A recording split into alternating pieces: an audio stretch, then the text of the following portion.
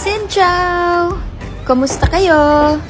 Finally, hindi na tayo busy. May upload na natin ang day 3 ng Vietnam Gala natin. Sa araw na to, pumunta kami sa Incense Village at Hat Making Village dito sa Hanoi.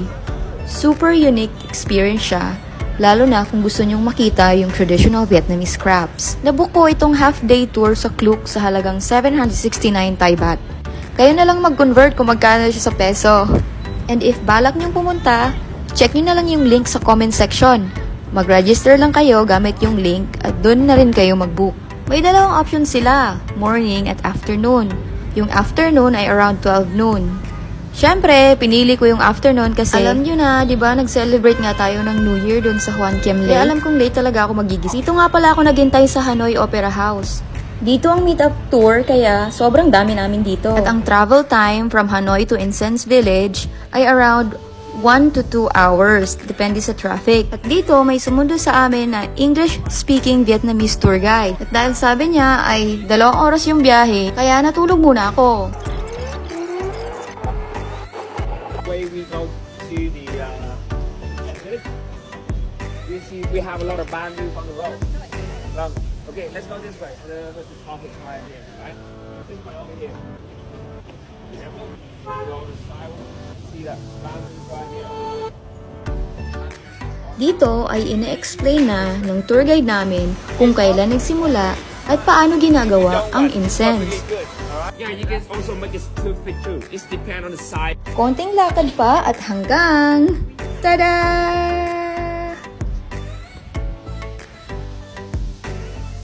Sa unang tingin, akala nyo mga bulaklak siya, no? Pero actually, mga incense sticks siya na kinulayan. Swerte nga ako kasi ito yung napili kong Incense Village kasi yung iba madami silang reklamo. Hindi daw sila nasiyahan sa experience nila dun sa Incense Village na napuntahan nila. Wala nga pala akong taga-picture dito, kaya nagsariling sikap talaga ako. And after about 1 hour, lumipat naman kami sa Chong Conical Hat Village. Hindi ako sure sa pronunciation niya, bala ka na.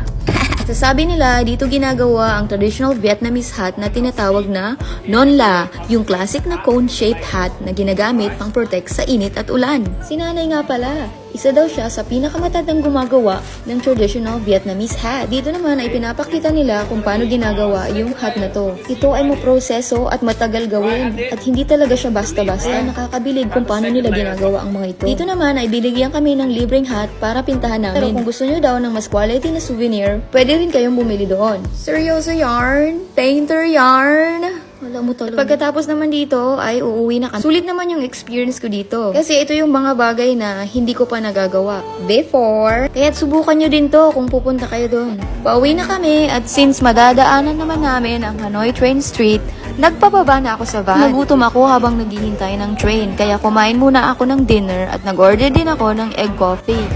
Grabe, ang sarap talaga ng kape dito. Pagpasok mo pala sa train street, puro cafe sa gilid kung saan pwede kang umorder habang naghihintay ng train.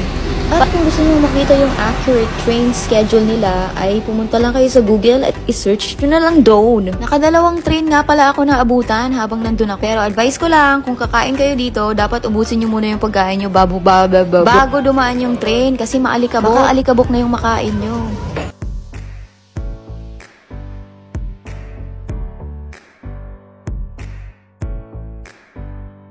At pagkatapos kong ubusin yung pagkain ko, naglakad na ako pa uwi. Siyempre, tingin ka naman ng left or right. Sobrang dami ng sasakyan. Pero mas natakot ako dito, be. Tingnan mo, be, yung mga tao, be, kumakain sila ng falaka! OMG! Finally, I'm home! Umuwi na naman akong pagod, pero sobrang saya. At napaisip ako, sana sa susunod, nasama ko na ang pamilya ko. Salamat sa panonood. Bye! Love you!